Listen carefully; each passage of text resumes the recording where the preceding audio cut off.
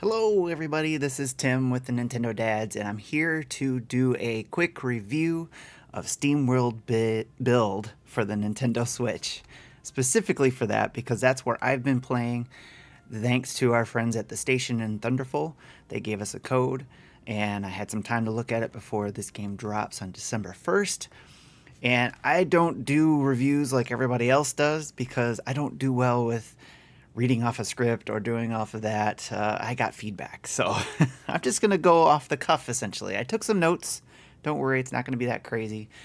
But I took some notes, and I'm going by basically the feedback I got from good friends, including way back when with Nintendo Guru. He gave me some good tips on how to do a review. So I'm going to do that.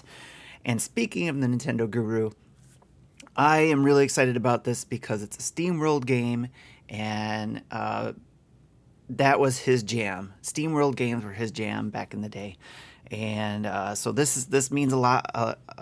Talking about this game, and I'm trying to hold it together here, but I also want to talk about it because I love city builder games, and that is what SteamWorld Build is: a city builder, dungeon crawler, tower defense, RTS type game. All of those things rolled into one. So for me, my pinnacle games are StarCraft and SimCity for the Super Nintendo. So I had a lot of fun with those games. I may not have been the best player in those games, but man, did I spend a lot of hours in there. And this game so far is looking to be that way for me. I spent a lot of time with the demo, with this game when they gave us the code, and just super excited about being able to share it and unlock the way I feel about this game with you now. Because of the first look that I did, I couldn't necessarily talk about how I was feeling about it then, and then when I streamed it, I could only talk about my view based on the demo and not what I'm actually playing. But this time, I can share how I feel about it, and that is, it's great. So what do I mean by great? Well, let's go over a few things here. So first off, the story. You can play the game in story mode, and you could also turn off story mode and just play straight up city builder. And you can even do a sandbox difficulty, because there's like 4 difficulties, and one of those difficulties is to go in sandbox mode, where you can sit back, relax, and build to your heart's content. So all of those things in combination, you can play the way you want to play the city builder, which is an awesome feature. Plus, one of the things they tried to do is make sure that the game played well, not only on PC like a lot of city builders do. They play really well there. But for me, SimCity, one of the things I enjoyed about there in the Super Nintendo, with just the minimal buttons that had, was how intuitive those buttons were, how intuitive the gameplay was, for me at least. And this game does the same. It's very intuitive. They really got the controls down for a console. Again, I'm playing on Nintendo Switch, and when I did the demo, I did it on Steam on my PC, so I used the mouse and keyboard there. And so playing between the two, I actually found it very quick and easy to get to what I needed to on SteamWorld Build. Let me switch over here so I can move around here while I'm talking as well. But they really built the game to be able to move around quickly in here with your controller, and not necessarily there's really, again, you can play it any way you want, which is awesome, because you can play it on PC, you can play it on the Switch. That allows you to play it on the go. You can play it with your PlayStation or your Xbox, and then now there's mobile abilities with those systems as well. So you have plenty of options to play with. So if you only have Nintendo Switch, you can play here and not feel like you're left behind. If you have the other systems and you want that better graphic fidelity there, or whatever words you want to use, then you'll go play it there. But everybody's going to have the same amount of fun.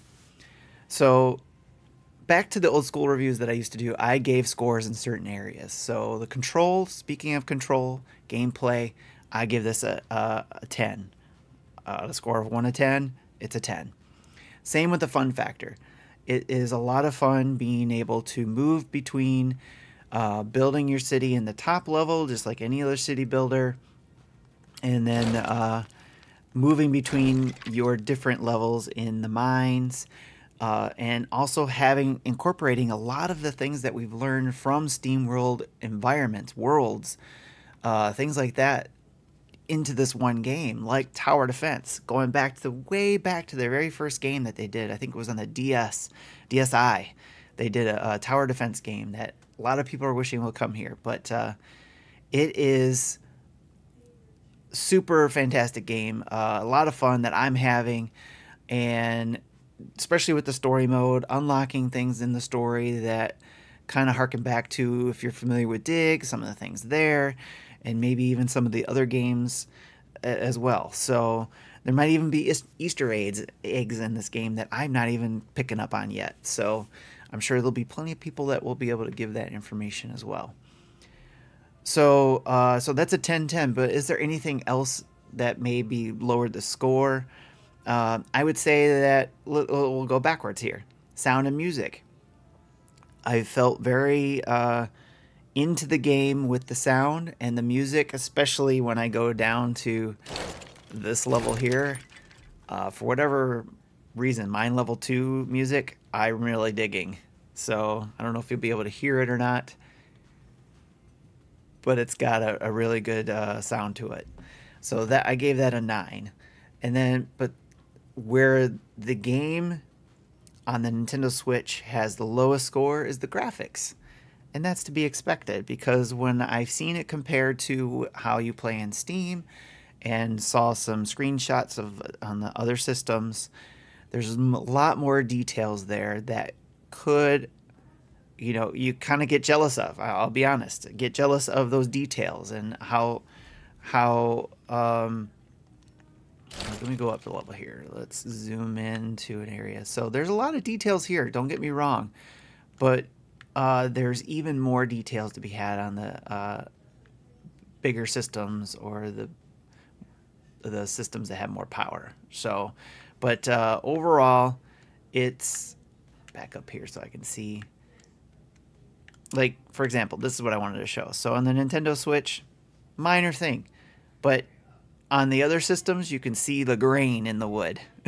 So, and then when you go up to the upper level, like when you go in here, you can see that this is not clean, crisp graphics here, but it does what it needs to do for you to be able to move through the city. And right now, nothing's moving in my city. I can make it move because I just had it paused while I was talking. So you see everything going on, you hear everything going on. So again, going back to the sound.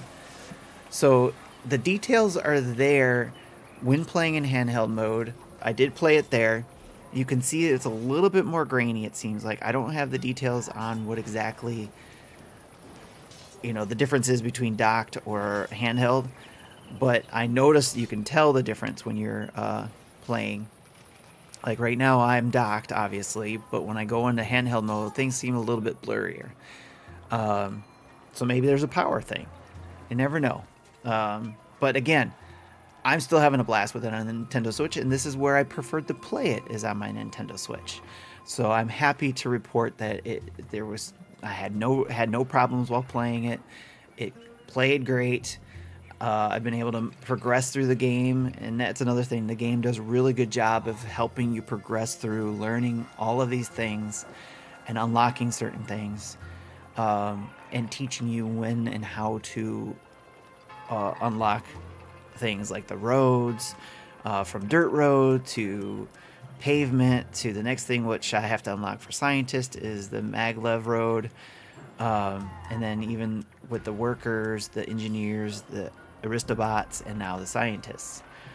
So there's a little pop-up in the upper right corner there that will tell you and teach you how to play it, and you can even turn that off whenever you want. You can turn the tutorial stuff off. So all kinds of stuff there. There's even a lot of replay value, because they have like 5 different maps which has their own secrets. There's 4 difficulty levels, like I talked about, which is one of them being the sandbox difficulty, which allows you to just play relaxed. You can turn off story mode if you want and just straight up play without the story interruptions. There's all kinds of stuff going on. And I'm just going to pause this real quick because I don't want to miss the train. There's a lot more details into what goes on in this game too, with the first look. If you want to go check that out, we have on this channel. I even have the demo. When I looked at the demo, there's a demo first look that you can look for. Just look for Nintendo Dad's SteamWorld Build, and you'll find all the different videos that I've done. Demo, first look, let's play with the recent stream I did, and now this review. So all kinds of ways to play, all kinds of information if you want it. We're all of us who are playing it obviously going to find new things, and if you found something you want to share, please leave it in the comments. Let me know when you start playing this and what you think of the game. And because it'll be available, it doesn't matter where you want to play. Again, it'll be on Switch, PlayStation, Xbox, Game Pass day one. Steam has it, and that's the place where it has the demo, and I hope there's demos of this elsewhere, or they update the demo to where you can start playing maybe the tutorial part, get to know it, and then the option to buy and then continue from there. That would be great. I think that would be a good way to share how it plays and stuff, and for you to check it out. It is a single player game. Again, it is a E for 10 plus for everybody here in the US. And it is $29.99 MSRP in the US as well. Currently, there's a sale for 10% off until December 1st, the release date. So if you're watching this on right now when this goes out, this could still be on sale. But always, if you want, just add it to your wish list. If you need a sale to buy it, then add it there, and you'll be notified of the next sale if you missed it. So again, there's a lot of, I do have a lot of those videos that go over what goes on in this game. Again, keep your citizens happy, just like any other type of city builder. But this is a lot of fun because you got to help the robots stay clean, help them eat. They even like fine dining. They like to gamble. They like to buy things, and they like to drink. So keep that in mind too if you got your kids playing along, so, or watching you play. And the challenge of the game, again, there's lots of replay value with the different maps and the difficulty levels, but then the challenge is, just like any city builder, is the balance. Balance between your citizens, your resources, and the conflicts you got going on in the world.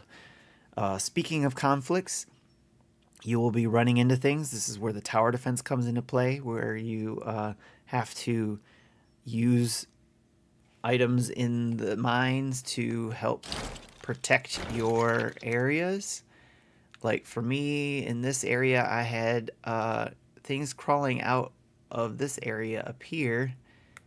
Let's unpause that so you can see it moving along here and zoom in. So here, when I started digging for an artifact over here, they got upset and started crawling up the wall, and I had to use a couple things here where I built a flamethrower and a grenade launcher, and it took some people out. Plus I had my fighters essentially come in and keep them away from these devices, because they will destroy the devices and such. So lots to do in this game, and there's still so much that adds on, but again, it progressively teaches you how to use these items.